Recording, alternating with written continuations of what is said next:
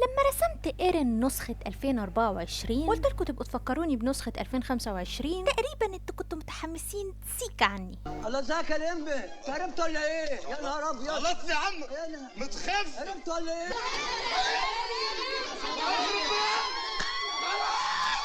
رجولة والله. النهاردة احنا بنختم سنة 2025 بالفيديو الايقوني بتاعنا، ولكن التويستاية السنة دي اني مش هرسم رسمة جديدة، ولكن هعيد رسمة ايرين نسخة 2021. تسألني اشمعنى النسخة دي بالذات؟ السبب ان بيني وبين الرسمة دي جرتش، لاني مش ناسية ان المنبن خيشت مني وايرين بقى مدي على العيل سرسجي. وبصراحة برضو الراجل ما ينفعش يكون عامل كل الانجازات دي للبشرية ويبقى شكله كده، تبقى عيبة في حقه بصراحة. حضرتك مجنون؟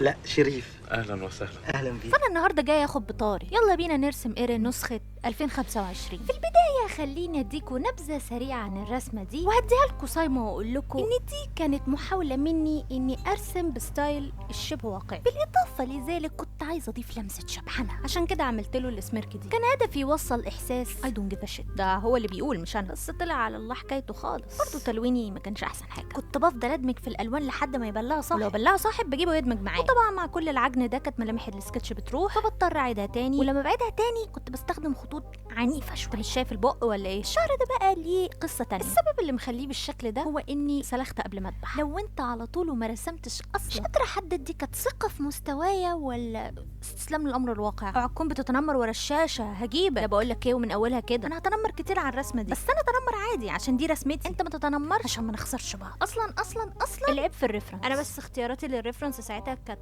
بعافيه شويه، واعتقد ان جولتي المحرجه في رسوماتي القديمه كانت بتاكد الكلام ده برضه. هي كانت فيز غريبه شويه في حياتي، انا مش عارفه كنت بختارهم على اساس ايه، جمال ولا جمال، بس الحمد لله يعني خرجت منها على خير. انا الكلام خدني وما عنديش فكره انا وصلت للنتيجه دي ازاي وايه اللي حصل. ايه البوز ده؟ طيب واضح ان الموضوع مش بالبساطه اللي انا كنت متخيلاها، فهجرب اني اعدل في الرسمه نفسها واعمل سكتش جديد. صراحه انا بشوف الاجانب بيعملوا الحركه دي كده، بيعملوا شويه تعديلات ويطلعوا الرسمه الجديده من قلب الرسمه القديمه، فانا عايزه اعمل زيه. هعيد السكتش بقى المره دي بالنسب المظبوطه وبالزاويه الصح، وللاسف مضطره اني اكمل بالريفرنس ده لاني بدفع ثمن اخطاء الماضي. هو انا يا عم ده صيني، انت مصري فعمرك ما هتبقى زيه. اخرة اللي يقلد الاجانب. Oh shit. Here we go again. تمام كده احنا خلصنا الوش، ممكن نرمي الريفرنس ده في الزباله خلاص مش عايزين. ندخل بقى على الشعر. في ايه؟ ما تزاولنيش. انا عندي فكره مختلفه عايزه اعملها للشعر، بس قبل ما اقول لكم عليها خليني اعمل لكم تيست اعرف تركزوا في فيديوهات التوت ولا لا. مين شاطر يقول لي ايه الغلطه في الشعر؟ هشوف اجاباتكم في الكومنتات، واللي هيجاوب هرد عليه فويس لو عرفت يعني. بس اللي هيجاوب غلط مش هسمي عليه. اديكوا هنت حاجه ليها علاقه بشكل الشعر. تعالوا بقى نشوف قصه المنبن دي. قبل ما ارسم قعدت فتره غير صحيه اتفرج فيها على صور حبه كتير يعني. ما كانش عاجبني ستايل الشعر وهو مشدود على ورا كده، فكرني بايام المدرسه. كانت جايه معايا ان عايزه دي حته مودرن كده، قصه شعر تبقى لايقه على 2025. دي كانت كلين بون قوي، وانا عايزه اعمل ميسي بون زي ما كل حاجه في 2025 كانت ميسي، لحد ما قابلتني الميسي بون دي القصه والشعر اللي طالع من التوكه. نخش بقى على التلوين. هنبدا بتلوين البشره، واول خطوه في تلوين البشره هي انك تجيب ريفرنس. ما تشتغلش عمياني وتبقاش غشيم، عايزين ريفرنس بقى بحقه حقيقي، من اللي هو بيبقى فيه اضاءه وظل. الموضوع خد مني حبه وقت حلوين يعني عشان الاقي الريفرنس اللي انا عايزاه، لان انا مش بس كنت بدور على ريفرنس فيه توزيع كويس للاضاءه والظل، ولكن فوق ده يكون بنفس زاويه الوش. قلتها لك قبل كده في فيديو اللبان وهقولها لك تاني. اهم من الشغل تظبيط الشغل. فاكره كان اللبان ولا كان فيديو ايه؟ اخد مني وقت في التدوير بس يستاهل. نفس زاويه الوش، توزيع محترم للاضاءه والظل، مصدر ضوء واضح، عامل ظل على الناحيه التانية، شغل فنادق عشان ما نوقعش في الغلط زي المره اللي فاتت، ونرسم بستايل شبه واقعي.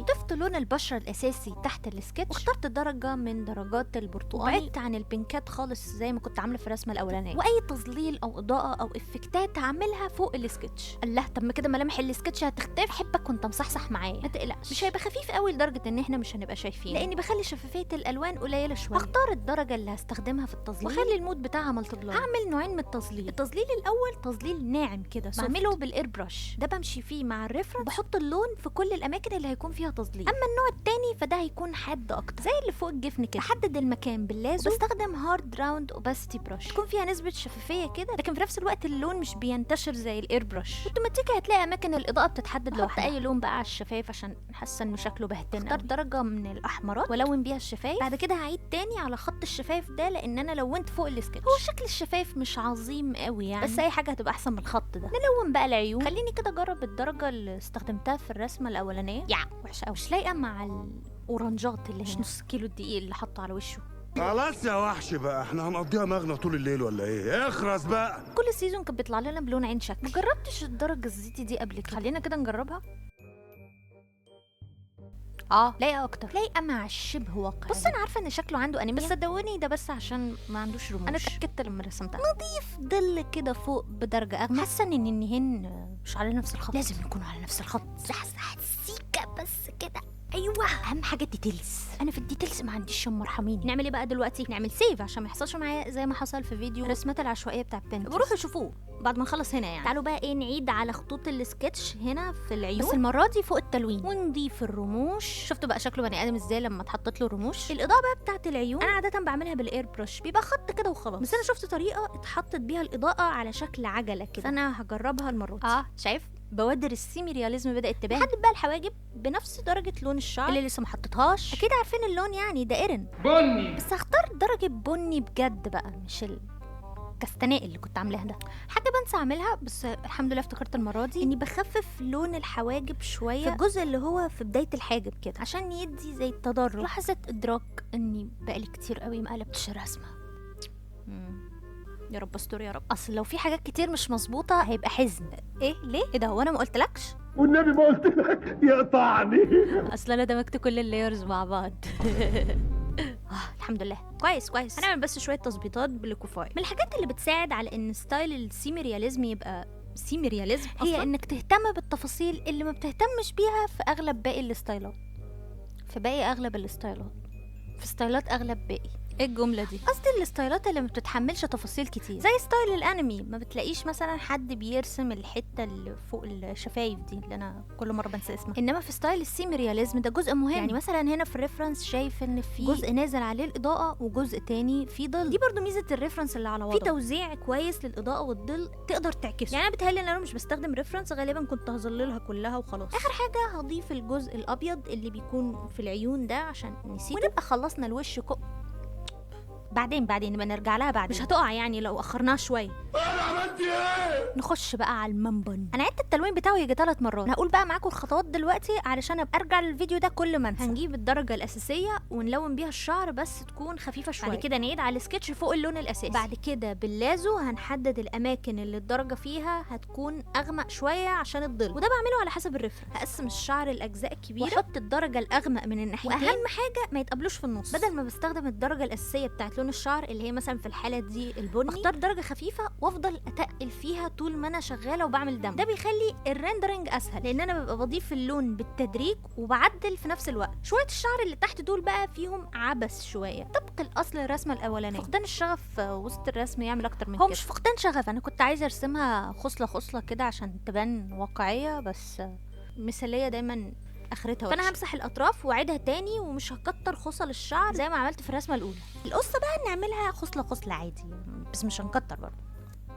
طب والله قصه الشعر دي لايقه عليه جدا، مخليها واد شقي كده برضه ايرين حلوه ويليق عليه كل حاجه. هي دي المان بان على اصولها كده. معاكم واحد توتو كمان للمان بان. كده احنا خلصنا الجزء اللي فوق.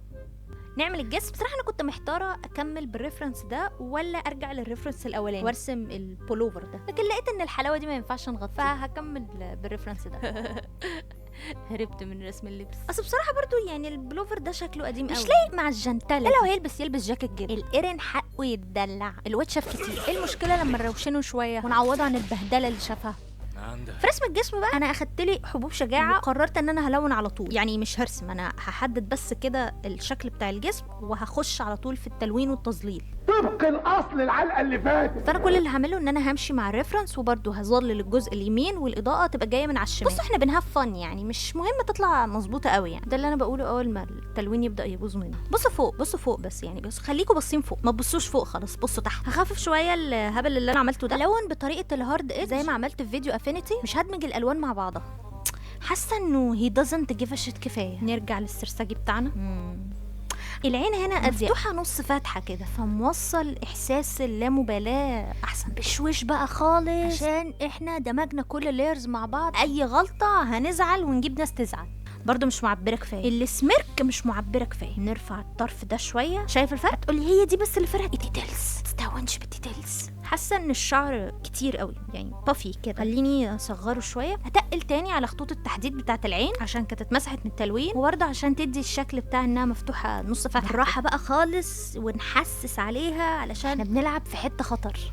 تمام كده. بص بقى، احنا هنجيب ايه؟ لون ازرق، واخد لي بالك انت؟ واحطه كده على البشره عشان يعمل كونتراست ويهدي شويه تون البشره، لان اللون الازرق المفروض ان هو اللون الكومبلمنتري، بكون نطقتها صح، للون البرتقاني. بس هنا يعني مش برتقاني بالظبط، ولكن اللي هي الدرجات بتاعه البشره اللي هي جايه من درجه البرتقاني. هنجيب بقى لون برتقاني، احنا في موضوع تاني دلوقتي على فكره عشان بس تبقى واخد بالك. ونعمل خطوط كده في الاجزاء اللي هي الضوء والاضاءه الاضاءه والظل بيتقابلوا فيها. ده كده بيعمل زي ترانزيشن كده. كنت عملته برضو في الفيديو بتاع رسمات عشوائيه من بنترست. بص، هو كل الكلام ده كان كام تكنيك في التلوين، قررت ان انا هرزعهم كلهم في الرسمه دي. كيف كده؟ في حاجه مهمه انا ناسيها. لا مش دي مش مهمه. الاضاءه بتاعت العيون، اللي هي الاضاءه اللي بتبقى باللون الابيض. بصوا، هي في الريفرنس مش دوريه، هي عامله كده زي ما تكون خط كده خفيف قوي. بص، انا مش هفتي وهعملها زي الريفرنس، بس مش باينه قوي في الريفرنس لان الاضاءه اللي في الريفرنس مش قويه قوي، فانا برضو هعملها كده وهخلي الشفافيه بتاعت اللون الابيض قليله. كده الطف كتير. احط شويه جلو تحت، واحط برضو على الشفايف. هي مش موجوده في الريفرنس بس انا كده احب ارخم. وبكده نبقى خلص بقى يعني الودن والقرف انا ما بحبش ارسمها، ملهاش لازمه كده يا رنا، اصلا ما بيسمعش لحد فملهاش لازمه. ويعني لو كان بيسمع الكلام يعني كان عمل اللي عمله ده. هو اصلا طلع راس كبيره في الموضوع، يعني هو طلع السيء في روايتنا كلنا. لو وراك حاجه روح وتعالى، يعني انا هفضل ابرطم لحد ما اخلص، ما عنديش حاجه اشرحها. ما تظبطي بقى. اخيرا عكرت لي مزاجي والله. وبكده نبقى خلصنا رسمة ايرين نسخة 2025. اكتبوا لي رأيكم في الكومنتات، ولا اقول لكم استنوا نحطهم جنب بعض. ايه ده؟ مش دي. ياه، احنا كنا بعاد قوي. بما ان ده اخر فيديو في السنه، حابه بس اقول لكم كلمتين كده واعذروني عشان انا ما بعرفش اقول كلام حلو، بس انا حقيقي ممنونه لوجودكم كلكم في حياتي. يعني بجد بحبكم قوي، وانتم مش متخيلين بحبكم قد ايه. يعني قوي بحبكم قد البحر. شفتوا بحبكم قد ايه؟ very much. انا همشي بقى عشان بعد ممنونه دي خايفه اقلب على نهارك سعيد وكلام بطرابيش كده. نتقابل على السنه الجديده. Mupailat pa ah? Bye.